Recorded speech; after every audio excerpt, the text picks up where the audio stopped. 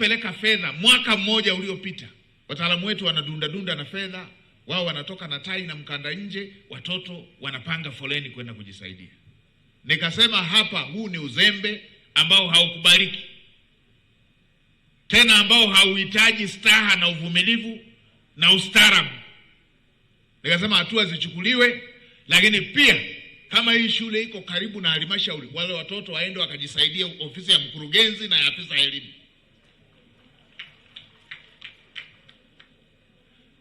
Hatuwezi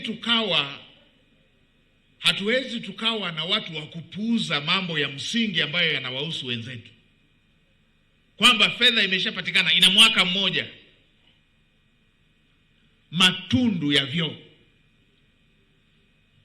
Na hapo nikasema kuanzia sasa, miezi 6 baada ya bajeti, sitaki kusikia habari ya shule haina matundu ya vyoo. Mambo ya aibu.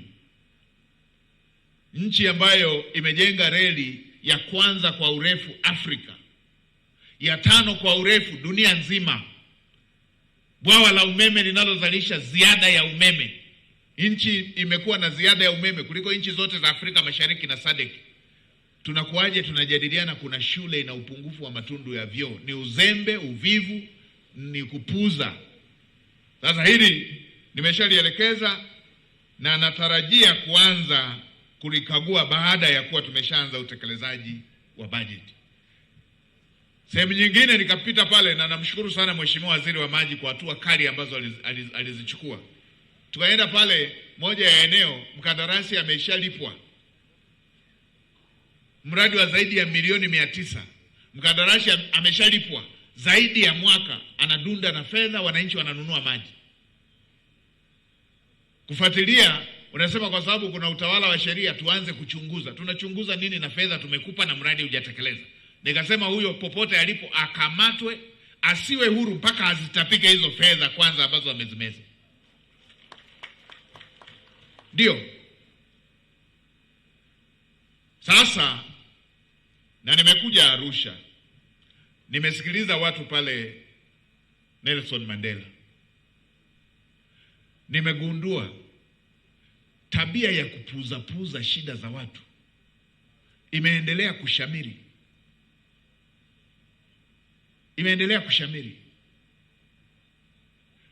Mtu anapewa tenda ya kutekeleza mradi, serikali inamlipa kwa wakati fedha yote ya mradi, anamaliza miezi 6, wale waliojenga mradi aliowapa mikataba midogo hajawalipa, vibarua waliofanya kazi hajawalipa. Fedha ya mradi imeshatoka, amelipwa, wale wananchi wanaendelea kuugulia, na pengine wengine wanadhani serikali haijalipa. Amelipwa, yeye anadunda. Waliofanya subcontract zile wengine wamekopa, wengine wanauziwa vitu vyao. Sasa nimeelekeza wizara zote na mikoa yote, mkandarasi ambaye anatekeleza mradi na ameshalipwa asome alama za nyakati haraka sana, awalipe wale wanaomdai. Hii habari ya tena wengine wanalipwa na riba wao wakicheleweshewa, lakini wao wanachelewesha miezi 6, mwaka mmoja, wanavyopenda, wanalipa wanavyopenda. Wanadunda na fedha ambazo ni haki za watu mtaani. Nikishaipata hiyo tathmini, wapeni onyo. Watakaofanya hivyo wazuiwe kufanya mradi wowote hapa nchini. Haya ni mambo ya kuonea, ya kuzoea matatizo ya kuzoea shida za watu, kupuuza shida za watu. Sasa nayasema haya kwa sekta binafsi, nayasema na kwa serikalini. Tabia ya kupuuza shida za watu. Someni alama za nyakati. Sasa nimepita kule nilikosikiliza kero zile, nimetoa maelekezo kwenye majumuisho, na hapa nasema pia kila mmoja kwenye dawati lake awe na bango kitita, jedwali linaloonyesha kero anazozipokea na namna anavyozishughulikia. Mheshimiwa Mkuu wa Wilaya, nikupongeze sana. Umeshanitafuta mara kadhaa kuhusu hoja ambazo ni za wananchi. Mkuu wa wilaya yuko wapi? Nilisikia ile ya shamba nikaitolea maelekezo siku ile. Nimesikia na nyingine. Mheshimiwa mkuu wa mkoa, nimepokea simu zako mara kadhaa nikipata update za mambo ambayo wananchi wameyafikisha na hatua mnazochukua, na yale ambayo mnataka yashughulikiwe wizarani, na kumbuka mmekuwa mkialeta. Sasa kila mmoja afanye hivyo kwenye dawati lake. Kila mmoja afanye hivyo kwenye dawati lake. Kumetokea na utaratibu watu wa kujali mambo binafsi tu. Mwananchi anakuwa na kero mpaka amuone mkuu wa wilaya yeye mwenyewe. Wewe ulioko kwenye kijiji uko wapi? Ameshafika kwenye kijiji chako. Mbona jambo hilo halijaweza kumfikia mkuu wa wilaya? Na wewe kila siku mnaonana na mkuu wa wilaya. Mwananchi ameshafika mpaka kwenye kata na jambo lake. Mbona hamjaweza kulitatua ama kulifikisha sehemu ambako inahitaji utatuzi? Huu ndivyo muundo wetu wa utawala unavyotaka tufanye kazi. Watu wako busy na mambo yao binafsi. Mambo binafsi na umbea kwenye umbea utawasikia. Hoja za watu tunaacha washughulike nao wao wenyewe. Huu sio utaratibu. Hii si makusudi ya kuwa na serikali. Haya si makusudi ya muundo wetu wa serikali. Hatukupeleka maeneo mengi ya utawala kila eneo ili tugawane vyeo. Ndio. Pita maeneo mengine, migogoro ya ardhi imesababishwa na wale tuliowapeleka pale. Nimepita mkoa wilaya moja pale. Mgogoro mkubwa wa ardhi umesababishwa na nini? Mwenyekiti wa kijiji, mtendaji wa kijiji na serikali yake. Rushwa wanatembea na muhuri kuuza maeneo. Wakishauza wamekula cha kwao, wanasababisha watu wanagombana katika eneo lile. Hivyo na kwenye ardhi. Sasa kila moja afuatilie kwenye dawati lake mambo yaliyoko kwenye dawati lake na achukue hatua. Fanye ufumbuzi wa jambo linalohusika. Kumekwepo na kupuuza. Mtu anaonewa, anafika ofisi ya serikali mnatambua kabisa huyu kaonewa, alafu mnamwacha mbabe anaendelea kutamba tu. Huku tuna dola. Mwananchi mnyonge anaonewa, tunaona kabisa ameonewa. Sehemu zingine mahakama inasema kabisa mwenye haki ni huyo hapa, mbabe mmoja anakataa tu. Na dola ipo. Wale watu wasioheshimu wenzao kwa ubabe unyonge, wanatumia mtaji wa yule ni mnyonge, wanatumia wao wana kipato, wanatumia wao wana mtandao. Washikisheni adabu. Ndio. Hii nchi ni ya wote. Isitokee ikaanza kutafasirika ukishakuwa na hela wewe unakuwa Mtanzania na nusu, na aliye maskini ni nusu Mtanzania.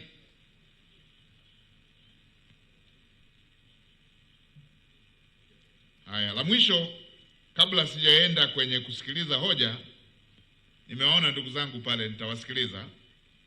Nimepita pale hospitalini, nimeona kisehemu kidogo kilichosalia cha kuweka lami. Nimemwelekeza meneja wa TARURA, nenda katangaze mkandarasi hiyo kilomita 1 na takriban nukta ngapi mheshimiwa? Kilomita 1.5. Hatuwezi kukosa fedha ya barabara inayokwenda hospitalini. Mama mjamzito anakaribia kujifungua, aanze kupita kwenye mtikisiko ule, na ni kilomita 1.5 tu. Nenda katangaze. Naibu waziri wa fedha huko hapa, katafuteni fedha hiyo ya kilomita 1.5, kile kipisi kinachokwenda hospitalini kimaliziwe.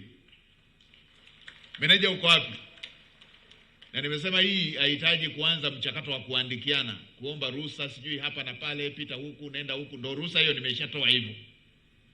Tafuta mkandarasi aanze kazi. Rasi yuko hapa, andika maombi maalum ya hospitali, kipisi kile pale. Nakala mpatie waziri, naibu waziri, mkishapata hiyo na mimi niipate. ipatikane hiyo pale, patengenezwe, tuokoe maisha ya Watanzania wanaokwenda kutibiwa katika eneo lile pale. Lakini nimeambiwa pia habari ya uzio. Tumekubaliana ili mkuu wa mkoa unalimudu mapato ya ndani, tengenezeni uzio pale. Hilo nadhani liko ndani ya uwezo wenu na lifanyike. Tumepokea hoja ya bilioni 3 za mradi wa maji kama ambavyo tulifanya kwenye kile kilichopita. Mheshimiwa Waziri ameshapokea, atakapotoa salamu atasema anajipanga nalo vipi. Lakini barabara hii nimeridhishwa na kazi inayoendelea, hii ya Ngaramtoni kwenda mpaka kule Mianzini, ili iweze kutoa njia mbadala, ili kupunguza foleni, ili kuchochea uchumi. Mkandarasi aendelee na hiyo kazi. Nimeambiwa sasa kazi imeshafanyika zaidi ya 53%, tuendelee nayo ili tuweze kuimalizia. Tuna hili jambo la soko, swala la soko. Daktari Samia Suluhu Hassan ameelekeza kuanzia bajeti inayokuja, tunataka miundombinu ya masoko tutaongeza 5% kwenye ile iliyokuwa 442, tunaongeza 5, iwe 5,442. 5 ile iende kwenye kujenga miundombinu ya masoko. Kwa hiyo na hili soko lenu hapa wekeni kwenye kipaumbele, kwenye hayo makusanyo tupeleke tujenge soko letu. Lakini pia tuyapitie masoko yote. Kama nilivyosema kwenye swala la matundu ya vyoo, hivyo hivyo na kwenye maeneo ya kufanyia kazi. Kwa nchi yetu ilivyoendelea na rasilimali zake, hatupaswi kuwa na maeneo ambayo watu wanafanyia biashara na pengine na ushuru wanalipa, lakini kila moja kafunika kagunia kake, mwingine boksi, na mvua ikinyesha wanatoka mle kama walikuwa kwenye zizi wanakamua, kama walikuwa kwenye zizi la ng'ombe wanakamua.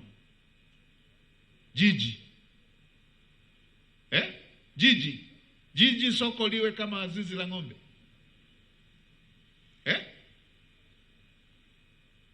Sasa nimeelekeza majiji na manispaa, maeneo yote yanayofanywa biashara tuyabaini, tuyaweke kwenye mpango wa kutengeneza mazingira nadhifu ya kufanyia biashara, yawe na paa nadhifu. Mambo mengine ni kuzoea matatizo tu.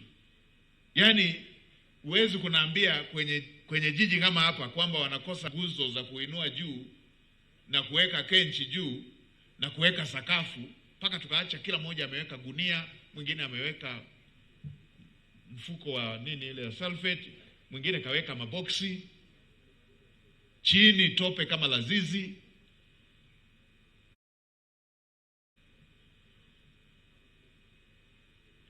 Choo mpaka uchukue bodaboda uwai sijui wapi. Haya mambo ya wapi hayo? Sasa tuyabainishe maeneo yote, hata yale maeneo ya muda. Kuna utaratibu TANROADS wanatoa maeneo ya muda, wananchi wanafanyia shughuli, yawe nadhifu mpaka pale yanawekwa mazingira ya kuhamishika. Mbona hapa tuna jambo linalohamishika? Weka nguzo mpaka juu, weka kenchi inaweza kuhamishika. Watu wafanye biashara katika maeneo nadhifu.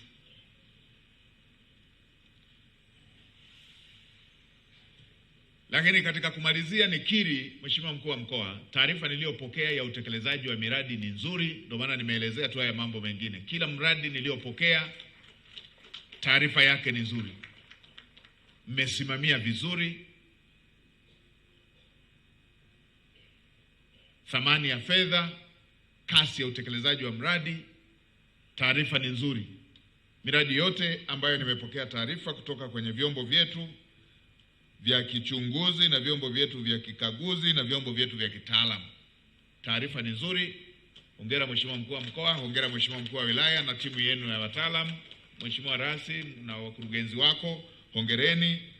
Taarifa niliyopokea kwenye utekelezaji wa hii miradi inaonesha usimamizi umefanyika na thamani value for money imeonekana.